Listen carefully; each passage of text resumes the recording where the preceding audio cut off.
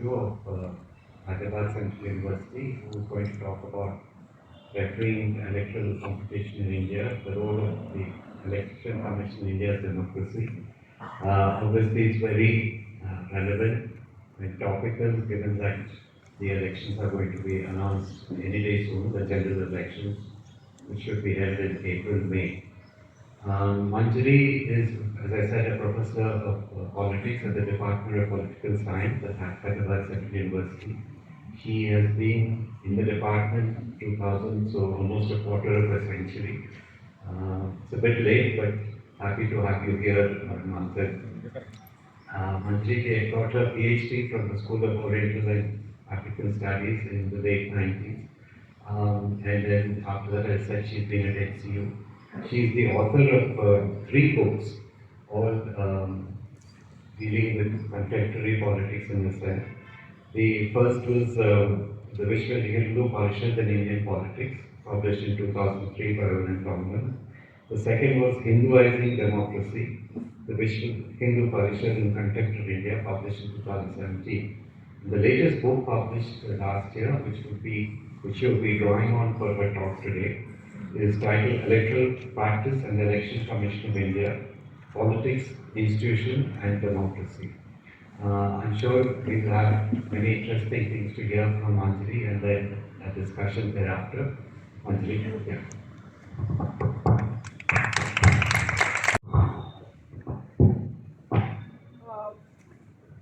Thank you, Ram. Thanks for that introduction, and I'm very happy to be on the MANTHAN platform amongst friends and acquaintances and people who have come from all over the city. It's very overwhelming to see you all here, about to listen to me, and where 7 eminent speakers have come and spoken about their work, their activities. So here I'm, as Ram said, I'm going to speak on the Election Commission of India, and I'm going to basically talk about its activities and also what the Election Commission is and what does it do, what does it take to make an election. So, as Ram said again, it's a very topical issue, and topical because of several reasons. The first reason is that the electoral bonds, the verdict on the electoral bonds came by the Supreme Court, and Supreme Court said that it's unconstitutional, it has to be taken away. It was a scheme which was introduced in 2017. Then we also have the whole debate which is going on about the one nation, one election issue. And what we hear is that the government is quite keen on it, and excerpts from the committee's proceedings which have come out in the news have been reported. It seems that the government is quite keen, it wants to take the whole project forward. In fact, I was looking at the terms of reference of the high-level committee chaired by former President Kovind, and one could make out from the terms of reference that it's something which is set. The idea is there, and it seems that the government wants to go ahead on it, but it wants to just test the waters. It also wants to see what sort of constitutional amendments would be needed. In fact, it will be a major constitutional overhaul because this is a major constitutional issue. And what we hear is that another section, which is which might be called Part 15A, might be introduced in the Constitution. Part 15 deals with the elections and the activities, responsibilities of the Election Commission. But the government might introduce another part to the Constitution, which would be talking about the simultaneity of elections, all elections going to be held at the same time. And since I'm speaking about this, I should let you know that arguments have come from both sides, and the government have looked for suggestions as well, and were told that, it was reported that about 21,000 responses were received from the public. And what was also said by the committee, by the government sources, in fact it was I think the Law Commission, it said that 81% of the public is in favor of this simultaneity of elections being synchronized at all the levels, the national elections, the state elections, and the municipal elections. So we have no way of verifying. And in the terms of reference, it was also said, it was, the committee was asked to examine and ask the Election Commission that what would we need, what would be the logistics of having simultaneous elections. So Election Commission would also have to sort of, in fact, if it's about elections, of course, Election Commission would be there. It has to, it is the body which has to arrange the elections. And they're saying that, about 30 lakh units would be required, the EVMs. And as of now, in this election, the Election Commission is not in a position to provide that. Also, what was in the news a few weeks ago, and which makes this quite relevant, was the Chandigarh mayoral poll, where the ballot papers were defaced by the presiding officer himself, the returning officer. And then the Supreme Court had to move in and say that this is something which is unacceptable. It was set aside, and all of us know what happened. So, all these activities, all these issues, all these verdicts, and also the fact that now the general elections are around the corner, and it's it's something we should know that it's not something which can be done overnight. There are 4,500 assembly constituencies, and which become constituencies for elections which are there, which are going to be held in different states, and about 543 Lok Sabha constituencies. So, why? What kind of a body is the EC? What kind of an institution is the Election Commission? So, beginning from the very, from the very starting point, one should, in fact, this is something which comes into, comes to the forefront every now and then. That the Election Commission is a constitutional institution. It's not a statutory body. It was a body which was established by the Constitution, and very interestingly, it's a non-elected institution, but handling a democratic exercise which is vast. It is a state institution, it's a formal institution, it's a constitutional institution, but it handles an exercise which is democratic. So if you see, if you just contrast this, it itself is not a democratic body. It's a nominated body, but it handles the democratic exercise, which involves every bit. And also, going back a little, further into history, studies were conducted in the 1990s, and also in the later decade of the 2000s. And it was found that the EC, the Election Commission, was the most trusted institution of all the state institutions in India. That was followed by the judiciary. Then came the state governments, then the municipal governments, etc. But the last to come was the bureaucracy. So it was the most trusted institution way back in the 1990s and 2000s. But now we see that no such survey has been conducted. But I would be really curious. I'm really curious to know what will be its standing now. Because it's come to be seen as a weak-kneed institution. It has become pliant. It's always soft on the ruling party. So, from the 1990s, when it was very trusted, people trusted it, whether it was from the opinion of the middle classes or the mass of the population, it was an institution which people trusted. That this is an institution which can do no wrong. We are the ones who are voting, we are coming in, we are exercising our democratic rights. And this is the institution which is going to respect that. And it has respected that. But of late, all of us know what sort of allegations have come against the EC, and I'll take that up later. And in this context, what we also see is that It's not that today the election commission is being attacked or it's being criticized by different political parties, opposition parties. It has happened from the very beginning. It has happened from the very beginning. But so what has happened now is that the criticisms are much more, the attacks are much more, but it has to be realized that when the election commission is being criticized and attacked by different ruling parties, it is doing its job well.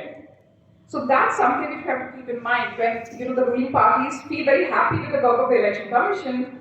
We should immediately sort of think about it as as something which is not right.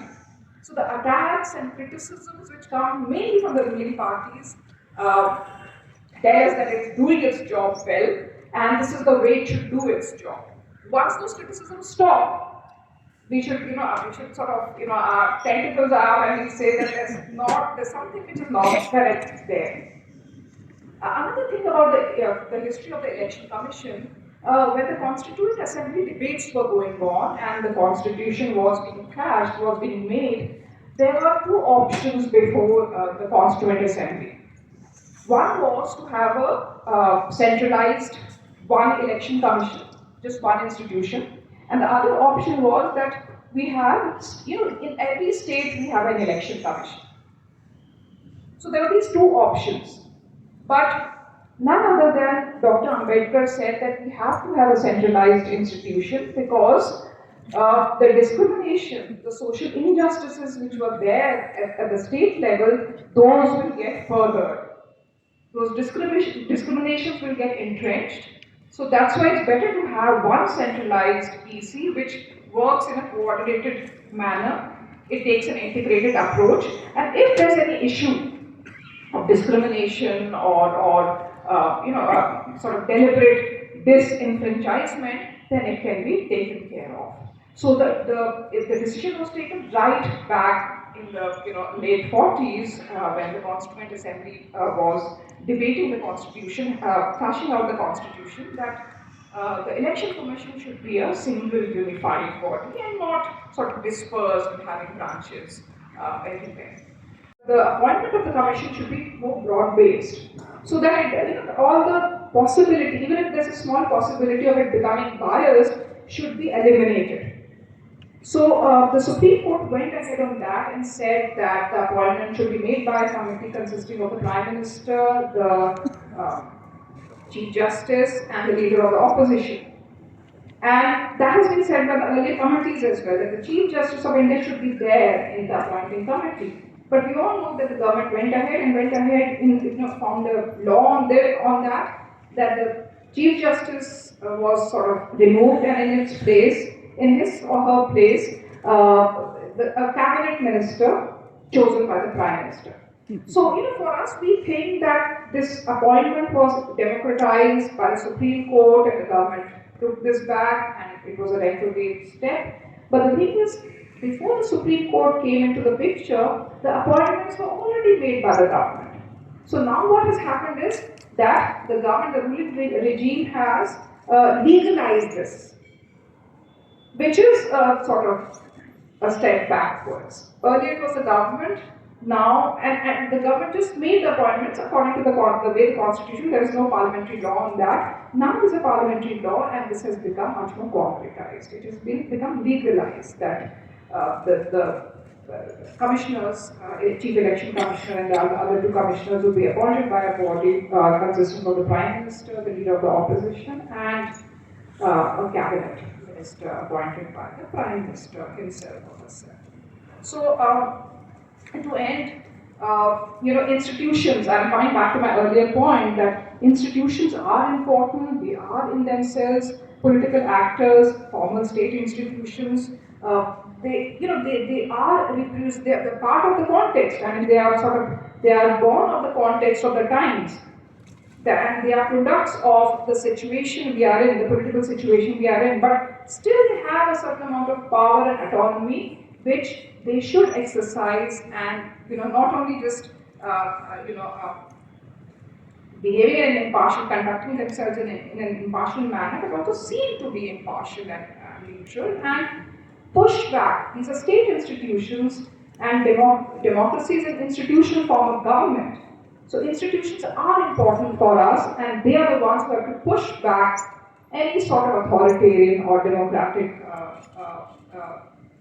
charge which comes from the ruling regime, and set the logic of appropriateness, logic of procedure, that they have to be uniform, things have to be conducted impartially and in a neutral manner. So election commission here is very important. It carries democracy on its shoulders. So its autonomy for us as citizens is something which is very, very crucial and important. And especially when there are attacks on dissent, when there are attacks on people who are on the margins, on the minorities, attacks on individual freedoms, etc. So, with this, I end the talk. That the autonomy of the institution needs to be asserted. Thank you. The job of the election commission, you've said more than once, is complex, humongous and vast. But I think your job in the last 1 hour also has been very, very complex. But you have made it so easy to give kind of for. I think there are many questions. I have a question myself, but my question will come later. I'll first leave it to the audience. Civil servant who had the opportunity of associating with at least 3 elections, 2 of Lok Sabha and 1 of the Assembly. Not that that's important, but I do have an exposure to that. I'm going to ask a question which is outside the experience. Recently, the Supreme Court came out with a decision on electoral bonds. Prior to that, the Supreme Court had decided in what is famously known as Puttaswamy's case. In Puttaswamy's case, the right to privacy was declared as a fundamental right. That's a Puttaswamy's judgment. That's a 2017 or so.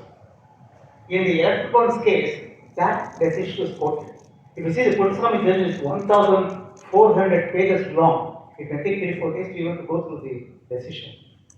Now, in the electoral bonds case, the court said, the apex court said, right to privacy is important. But what is important for the voter is right to information. Right to information includes when a voter goes to the booth, he should know who has contributed what money to which party, and was there a quid pro quo? Was there anything in reciprocation? If that information is not available, the voter cannot make an informed decision to vote to whomsoever he wants. Now the point is, the Supreme Court has certified the electoral bonds case on this very plea that the right to information and right to privacy are not transparent in the vote stream. Fine. No questions asked. We bow to the Supreme Court on this. But what's important is this. You have dismissed the whole scheme. Fine. What's the alternative? You go back to the paper ballot. Was it better? Was the paper ballot also had the same kind of a secrecy, transformation, transparency, and all kinds of problems? So going back to that scheme is not going to make any difference. So if I am not going to be taken out for contempt of court, I will make one suggestion. The Supreme Court should have at least said, because they have a power in the Constitution, that in order to do full justice, they can do anything they want in terms of what they think is legally deemed fit. At least Supreme Court would have said, all right, with this electoral bonds being gone out, this will be 2-3 things which you should take care of: transparency, the equity, and then the incorruptibility of the system and all that, and then do whatever you want. New law, have a scheme. Instead of doing that, they left it back to the government where there is nothing now, no scheme, only ballot paper. So that's one thing which I want to ask you your take on it. On a small point here, the constitution of the Election Commission, which was a major point. Here, in very many tribunals have the same system. The Prime Minister, the leader of the opposition, and the Chief Justice or his nominee. That's the thing in number of tribunals. That was adopted for this, but I don't know why in this scheme they said that there will be another member who will be appointed as a cabinet minister by the Prime Minister, will be nominated. I think that dilutes this composition committee to some extent. So I would like your take on these 2 points. Thank you. The independence, the autonomy of the commission, and in fact, I'm remembering there was this suggestion by one of the former chief election commissioners, B.V. Tandon, that the body to appoint the election commissioners should be a 7-member strong committee. So, I mean, various suggestions have come that the election commission, for its autonomy, for more independence to conduct its work in a more neutral way, should be appointed by a body which is broad-based. And this definition of broad-based has changed. And the parliamentary law now sort of makes it clear what has happened about that. So yeah, your point is well taken. About your earlier question about gold bonds, yes, the Supreme Court said that this is unconstitutional. This is sort of violates the right to information of voters. It is arbitrary.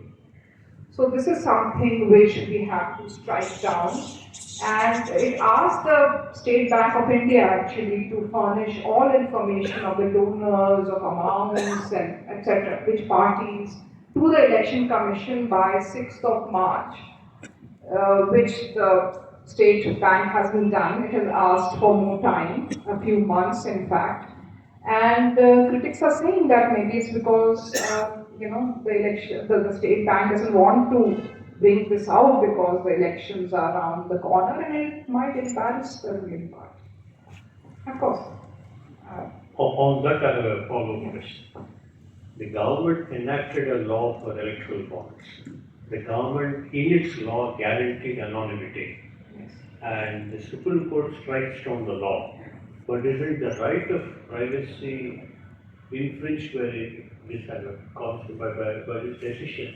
Because they believing the government that their privacy would not be invaded, Yeah. believing the government that anonymity is guaranteed, there would have been people who have contributed. Right? I know it's not true, but then you have taught the law.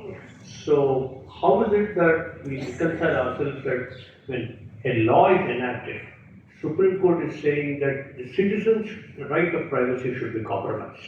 Yeah. I mean, what is Supreme Court has said here, I mean, it has prioritized right to information, number one. And it also has said, in fact, it has given the statement as well in its verdict that, I mean, this sort of a thing acts like a quid pro quo, as Sir said, and it strengthens the nexus between big corporations and political parties, where the ordinary voters suffer. So it has prioritized right to information. Of course, yeah, right to privacy is something which is, a constitutional thing, but it also called this unconstitutional. It has said that in its verdict. And this is the right to information, which is something which was enacted in 2002 about the citizens' right to know about, about the education qualification, criminal antecedents, and the wealth of contestants. So the Supreme Court has sort of gone with that interpretation and those lines. What do you think to increase this voting percentage? Because almost 40% of people don't vote. So don't you feel that the government should make this as an offense, or they can punish the people who don't come and vote? Yes, and low when we started the elections, the first elections in 1951-52, when they happened, the Lok Sabha electoral count was, voter participation was just 45%. And today it is 67. Last elections it was 67%. So what we see in that in general elections, the voter participation is rising, which is contrary to is very different to many industrialized democratic countries where the voting percentage is falling. So this has been debated that whether we should go in for compulsory voting, but then the legal luminaries, the academics, and other policy makers feel that in India, where the voting percentage is rising, there's no need for compulsory voting. And if you go for, if you see the state assembly elections, there the voter participation is even higher. Some states very, very high. Like it goes into 80% or something like that, and 70% is considered low. So we don't need a law like that. That's what has been tried because the voter percentage is rising. Election reforms. If you cancel the electoral bonds, how the parties can get the funds? Are you indirectly allowing them to go for corruption? Electoral bonds, yes, when we are giving information to income tax, they have to give the information to the income tax or any other department. Number one, that is one. And number two is not related to speech, but can we make, we are only following simple majority. Can we make the parliament seats 75% should come for a ruling party or 75% of the voters for the ruling party? It gives any effect on our democracy. Thank you. I mean, if in 2017, I mean, you mean to say that the election process wasn't going on, parties weren't getting money? No. Companies were getting money and it's, like they can contribute. It's just that if the contribution is more than 20,000, it has to be reported to the election commission. But if it's below 20,000, there's no need to report. It can be an unknown source. It's legal. So, everybody has donated so far. Legal bonds came only in 2017. A lot in this talk, and I felt that you really spoke well, so I wanted to applaud you on that. My question was, you spoke about how the southern and western states have more flow of money and distribution of money compared to the north and east. So I wanted to ask you, how do you think this non-uniform distribution of money impacts the general atmosphere of an election? Of money, they are not contemporary. They are very, very advanced techniques. I can't share it on stage. I have an inside the ring view of how it is being done. Yes, I mean, so many things, we know, but yeah, certain things, cannot be discussed, and we all know about them, so that's okay.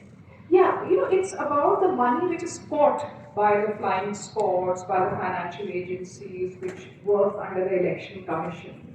And from the amount which is caught during every election, the estimates are made, and that show that the South Indian states, the South and the West, are the regions where the money flow is there. Money flow might also be there in other places, in the other regions.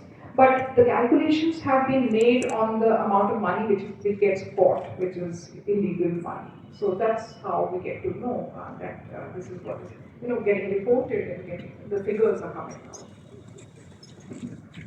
That in EVMs, the microcontrollers are used are not one programmable. They can be erased before elections or at the time of elections or after elections. Many nations all over the world, even the developed nations, are using ballot system. Many times after elections, these people are talking about EVMs. Why they are not banning? And after 45 days in the Jantar Mantar, they are doing Dharna. In that, Supreme Court advocates are participating. So elections are not going fairly according to me from past 20 years. So there is no people day by day. Most of the Indians are not at all. They are not on EVMs. So to save democracy in India, there is no democracy. To save democracy, EVM should be banned. What do you say on this? Opposition parties, once they start ruling, the allegations stop. Number two, that there's one example I came up with. When I was explaining the context of the working of the election commission, was the Chandigarh mayoral election, where the ballot papers were defaced. So, ballot paper on their own don't guarantee something which is, that it will be completely foolproof. So, that's an example before us. And whenever we saw the rigging has happened, ballot papers have been defaced time and again, But I go along with you. I feel that whenever there's a doubt, there's a suspicion, the Election Commission should address these doubts and answer them. And so far,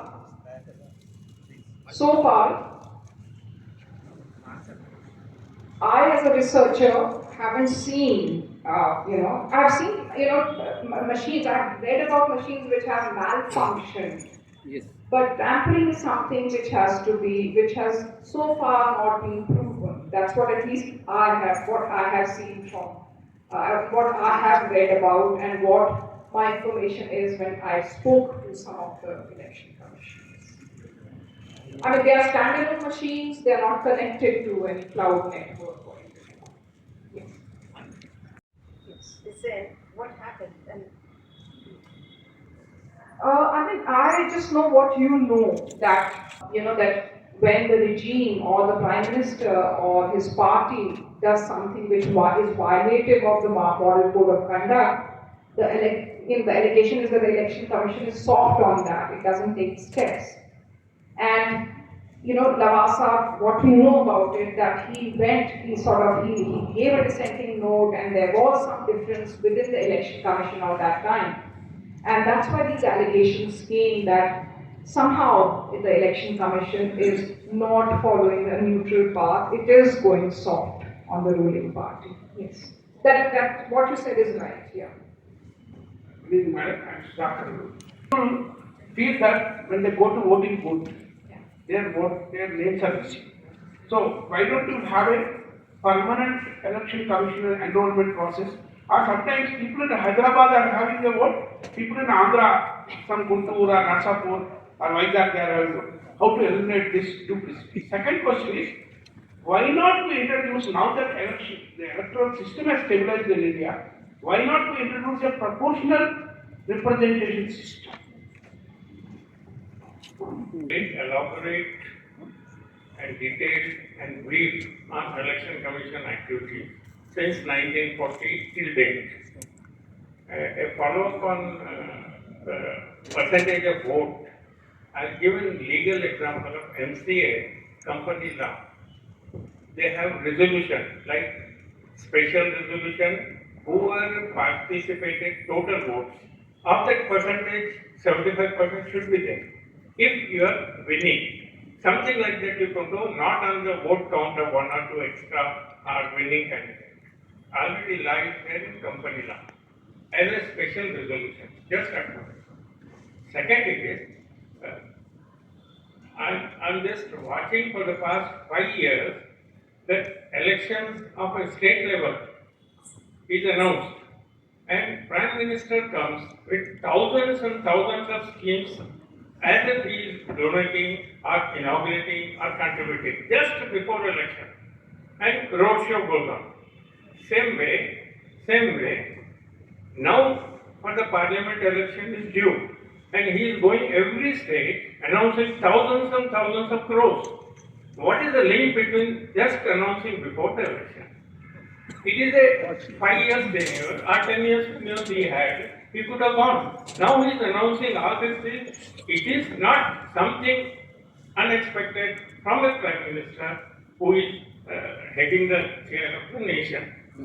Thank you. Every election. And that's another reason why allegations come that the election commission is soft on the ruling party. That one of the things was that it's about the schedule. That after all the announcements are done, then you make the schedule. Why is that? So one of the allegations was that this shows that you're going soft. You're not taking any steps against the regime or the party. And the other thing is that also the use of official machinery, that the executive going about using official machinery and the Model Code of Conduct is in operation. In fact, it's not now, but that was what was seen during the 2019 elections, that the Model Code of Conduct is enforced, but the regime is using, going about, canvassing various states, and it's going to be soft. If there's no action which is taken, there's no censure which is issued, there's no warning which is issued, which is so readily issued for the opposition candidates, opposition parties. So these were very real allegations which came up during the 2019 elections, and some of them were also there during 2014. And also the whole thing which was reported very broadly and very sort of in detail, the politicization of Pulwama and Balakot, that why is that happening? Why is that politicization and votes are being asked in that name? And that allegation was very strong that the election commission should do something about it, which is not being done. Yes, God knows. He is supposed to declare. So just a little bit of correction. Whatever he is dishing out the money, he or she is dishing out the money, that is not part of the expenditure, obviously. And you said rightly, the voter is very happy to receive the money from for the parties, and then that is in no way, not necessarily affecting his voting preference. Okay, but one thing is sure: if no money is distributed, that job is not going to get the vote. If a political contestant is not dishing out the money, there are some people who are, by virtue of their strong beliefs, they don't dish out the money. But you can be rest assured that he is not getting the votes. Okay, that's the reason why political parties have an incentive to dish out the money. And it is a race. Who dishes out more and all that. In some way or the other, it does. Okay, that's one. The second point, your views on that. The second point is, the electoral part. Enough has been discussed. But I have one simple analogy kind of thing. In PMLA, I think, there is something called proceeds of the criminal activity. It is not a criminal activity in the electoral bonds to get the money, because it's a legally. Now, after 5 years, 7 years, Supreme Court has come out with a ruling that it is unconstitutional. Now, similarly, in this case, the proceeds of the unconstitutional activity, what is the effect of these people who have got elected, who have ruled for, say, for example, this thing? Is there a particular person or a particular party, depending upon their thing, those people cannot contest ahead or something of that nature? FBI has been asked for information to be given to the Election Commission. We don't know what is that, and it seems, and that's what has been alleged, that time has been asked because the elections are around the corner, and to save the ruling party from embarrassment, of course. Yeah. MANJARI passed away, and I was seeing the old interviews. In one of those interviews, despite Qureshi was in the audience, he was asking MANJARI, like, this particular any CEC who takes position, he does not even have to take a oath like an MP or and mostly it's a nominated post, as he told us. So he expressed his surprise that how come the Chief Election Commissioner himself, former, he expressed himself saying that how come is everything happening so smoothly, and he wondered. I mean, can you please tell us, is it just like an accident or a coincidence of having good people at the top place, or what kind of precautions can be taken to make sure that in future also there will be a good number, good high integrity oriented people will join into that stage. That's question number one. Sorry, one more question. So you were explaining us about how much amount of resources, financial, human resources goes into one particular election. That means just the Lok Sabha elections. If this all elections happens together from the down Panchayat level to the topmost level, including Rajya Sabha, Lok Sabha, all those things, if happen at one level, then is it actually possible, or is it doable, or is just does it have another 3-4 years to go about it? So in this line, 3-4 decades or 3-4 elections will happen before we can have one election, whatever it is, one election, one nation. And related to this question is that Kanshiram said that the more the elections happen, the better it is for those people who are at the margins of the society. Because this party is also crucial in Indian scheme of elections. So, and at one level we are saying that there is resources too much involved. Where do you think is, what do you think about it? Thank you so much. Sorry. I mean, the government, as I said, is very serious. It seems that it's very serious on the one nation, one election matter.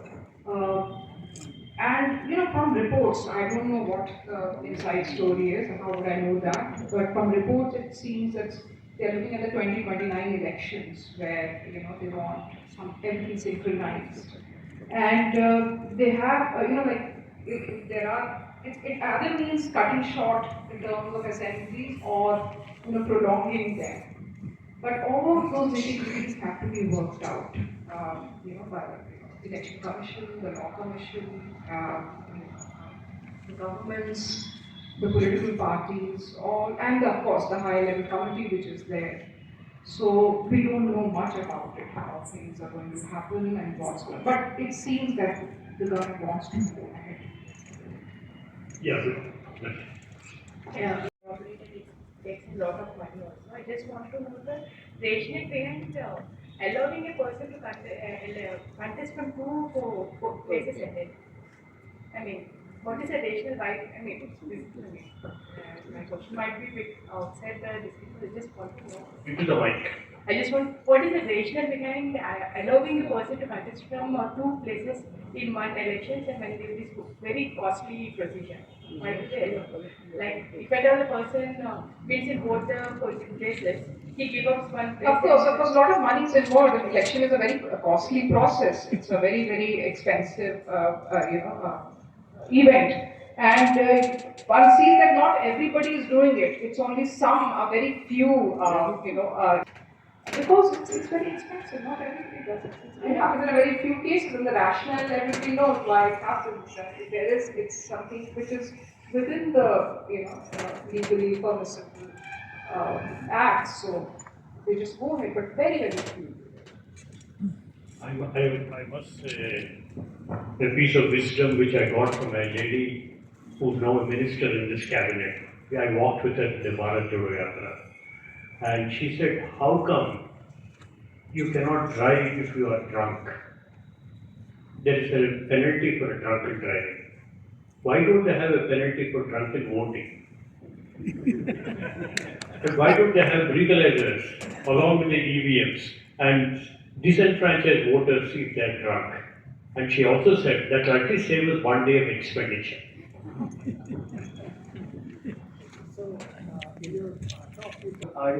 Talking about the doctor session to current system, I was just wondering, imagine Session would have been alive and he would have been continued the election commission. What would be his role in current time? Especially I believe that he was a very lucky EC because he was dealing with the political party and the politician. Okay. And I believe that the current time is very, very different. So do you think, I understand he was a very courageous person, he has very determined person, but I'm just wondering, will he able to play the similar role in the current time? So I just want to hear your views on that. If he had still been the commissioner. And of course, it's something which is, to sort of defang him, the commission was made more broad-based and, 2 other additional commissioners were appointed. So, and it was said, it was, it was made very clear legally that if the decision of the commission is not unanimous, they go by majority decision. So that's what, I mean, it's not that his word would be carried, all the time. There are 2 others who have to decide along with him. So we don't know, because earlier when he was there as an election commissioner, he was the sole person, sole official there, and he could sort of take it ahead. But here, more broad-based, you see, I mean, he could be sort of, outvoted by the others. Yeah, last either ways. Taking resignation voluntarily and also mentioning that this party has been in touch with me. I'm talking about the recent incident. Do you think there should be a cooling period for civil servants, judges, for about 2 years that they don't contest in the election? I mean, that's what, if you ask my opinion, I would say yes. I mean, it's something which is, officials, what should be there in the terms of service, whether they sort of, about the whole thing about, as you said, employment, about joining a political party or becoming a campaigner or whatever. And this is something, it's not a new question. It keeps coming up. And whether to sort of completely do away with it, post-retirement, or have a cooling period, it's something which, I mean, it keeps coming up. Of course, there has to be something, whether you are in the judiciary or in the election commission, or something which is in the bureaucracy generally. What does it do? I mean, it shows that sort of to what extent politicization in a way is good, but it's sort of, here it's something which is becoming a little sort of, it's sort of going against what we say are democratic and ethical norms. And this is something which is not a new question, which we have, we've seen this coming up again and again. Yeah, last two questions. Yeah, go ahead. My question is actually about something that was pointed out earlier. It was about the technology for elections, which is the electronic voting machine. And what I have read in the newspapers and other sources, I'm not a researcher in this area, is that this machine obviously is a machine. It has both hardware and software. And the software of this machine obviously should be of interest to everybody, especially the people, because this is a software that's really marking our votes. And it's literally carrying all the votes that we have in some sense. Apparently, this software is not disclosed. It is not open source, in other words. Okay? And I just wanted to know, your thoughts on, and also some information you might have, talking to all these people involved in the electoral process, about what the current or latest position is about this idea of making our the technology available and sort of audit that technology in a way that very advanced pieces of software today are audited. Mostly better. Thank you. To be assuaged. And as you said, the one part is software, the other part is hardware, and if there's so much of talk about it and doubts expressed, then the sort of a very reasonable way is to show, to sort of assuage those doubts that this is something which is being used and this is the way it works. But the sort of, I'm not holding, again, I'm saying this, that I'm not holding a brief for the election commission, but this is something which has not been able to, people who have come up with the allegations have not been able to demonstrate. And that's what the election commission rationale and argument is, that, show us what is wrong.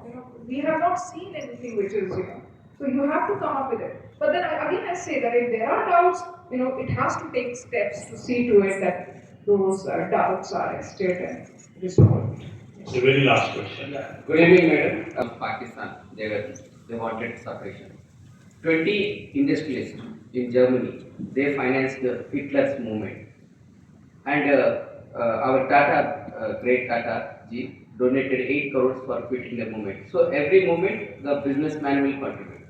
Now what will happen if all that money which is there with electoral bond is kept with Supreme Court, and they should say whoever want to donate for any particular party, donate openly, because they have a right. They will say, we expect this party to do well for the nation. So they can donate, and people, we have the right to vote for whomever we want, even if they are paid by the political parties. Is there a possibility of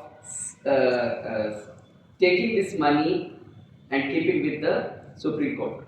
And there is very short period.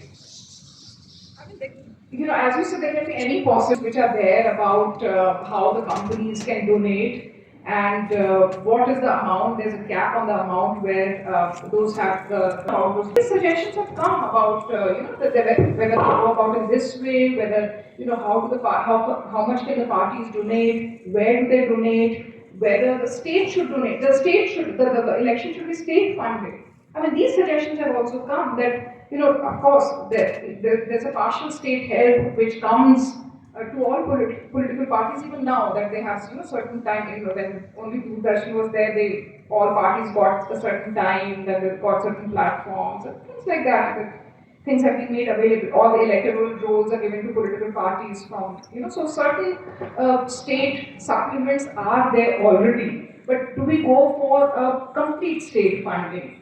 Those suggestions have also come, whether it should be complete or it should be partial, whether, what should we do about the bonds, what should we do about companies donating, how much should be, sort of revealed, and sort of it shouldn't stay unknown. So all those suggestions and possibilities are there, and certain things are there which the whole election process, the whole election machinery works with that legality.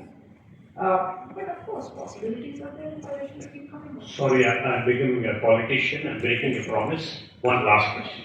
I was debating on EVMs. Now it's only 2 months around for elections. It is impossible to change that. So instead of going ahead and see how election commission can help us in the smooth process of it. In 2 months we cannot change anything, correct?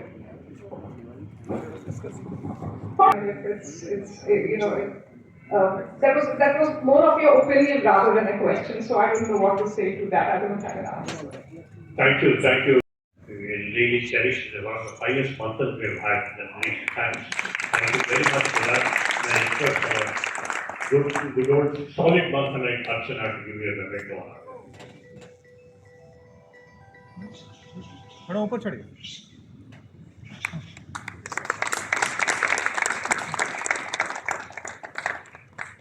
Thank you everyone for being here with us.